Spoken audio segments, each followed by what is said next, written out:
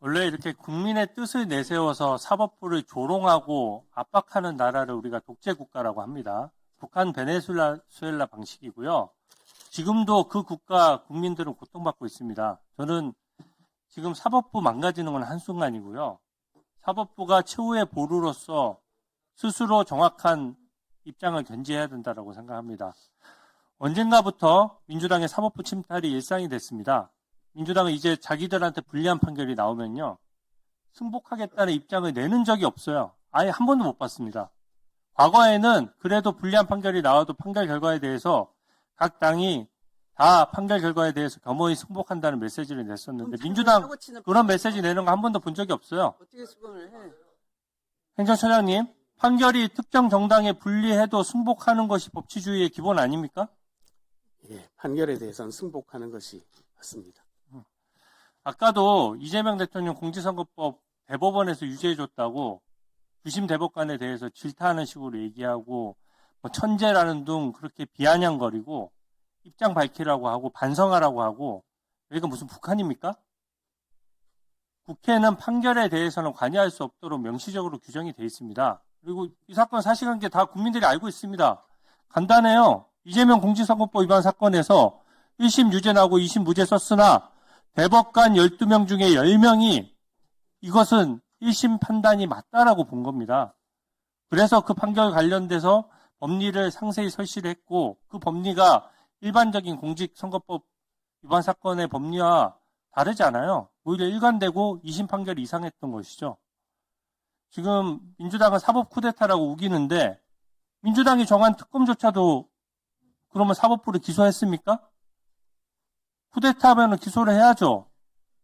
근데 그거 특검조차도 그 쿠데타에 대해서는 쿠데타라고 할 수 있는 무슨 객관적인 팩트나 법리가 없는 겁니다. 오히려 반대 아닙니까? 634 원칙에 따라서 제때 판결을 해서 1년이었으면은 원래 룰대로 해서 이재명 당시 당대표에 대해서 1년 만에 판결이 내려졌다면 대선 전에 당선 무효형 선고되는 거 아닙니까? 행정처장님 말씀해 보시죠. 634 원칙이 기본이죠? 예, 법률에 그렇게 규정되어 있습니다.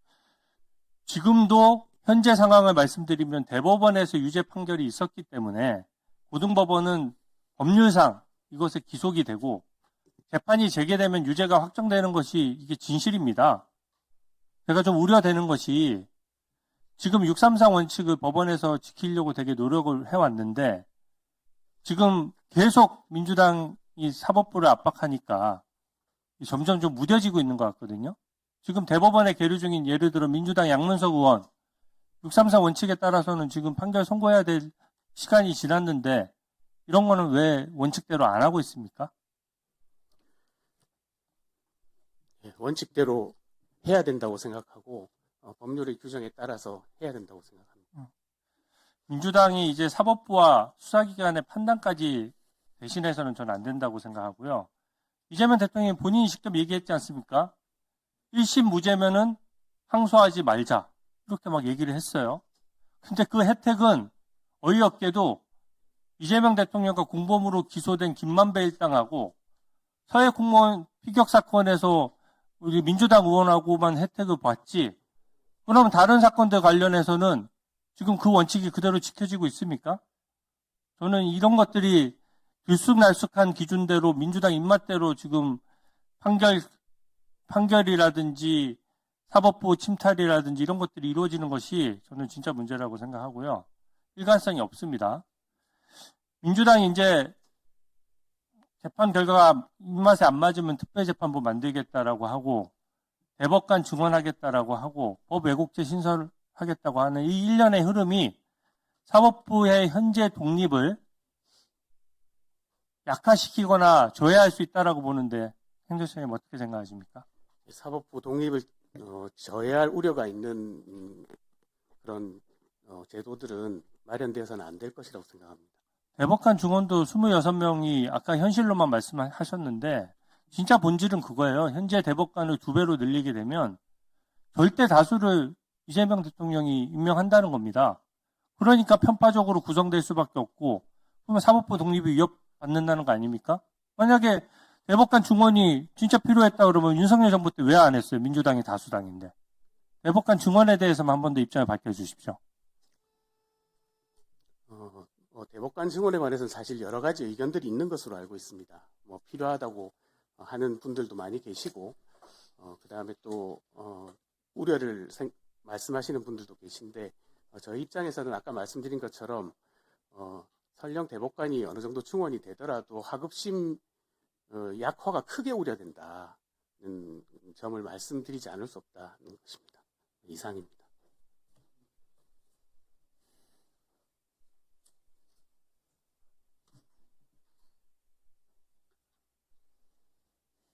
행정처장님의 답변을 들어보면 지금 이 국회에서 오고 가는 질의들이 사법부 독립을 침탈하는 것이고 사법부 독립을 사수하기 위해서 최전방에서 지키기 위해서 사명을 띠고 나오신 것처럼 보입니다.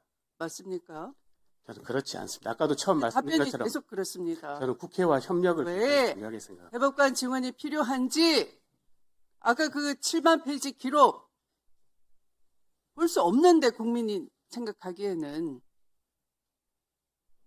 검찰의 답변서, 검찰의 상고 이유서 명백하게 원심 판결의 정면으로 배치되는 것들이고 그러면 당연히 그로 인해서 180도 뒤집어지는 피고인의 권익을 위해서 피고인 측의 답변서를 자세히 봐야 되는 것인데 하루 만에 다 봤다라고 하시고 그럼 그렇게 쉽게 결론이 날 거면 전원 합의체 왜 회부하는 겁니까? 이 사건은 판례 변경이나 이런 것도 아니어서 사실심을 사실 판단 그 사진상에 나오는 것이 피고인의 안다 모른다고 관련이 있는지의 여부 그런 것이 국민 인식에 미치는 영향 그런 것들이라면서요. 그러면 사실 판단이잖아요. 사실 판단에 대한 것이면서 그게 무슨 전원 합의체 회부할 만한 성격의 사건이었습니까? 그렇게 쉽게 쟁점을 정리가 됐고 그렇게 쉽게 쟁점 관련한 기록을 7, 8만 페이지 볼 수 있었다면은 뭐하러 전원 합의체 회부하는 겁니까? 고민이 필요 없는 사안인데 다른 사건은 수개월이 걸리는데 이 사건은 불과 9일 만에 해결이 났다면 전원 합의체에 갈 필요가 없는 것 아니겠습니까? 그런데 객관적으로는 국민이 납득이 안 돼요. 그러면 대법관 증언이 필요한 거죠. 근데 그 모든 것을 버무려서 사법부 독립의 침탈이다 이렇게 주장하는 데 대해서 막무가내 장단을 맞추신다면 그럼 여기가 전쟁을 치르기 위해서 나오신 겁니까? 결사항전의 각오로 나오신 겁니까? 무슨 자세가 그러합니까?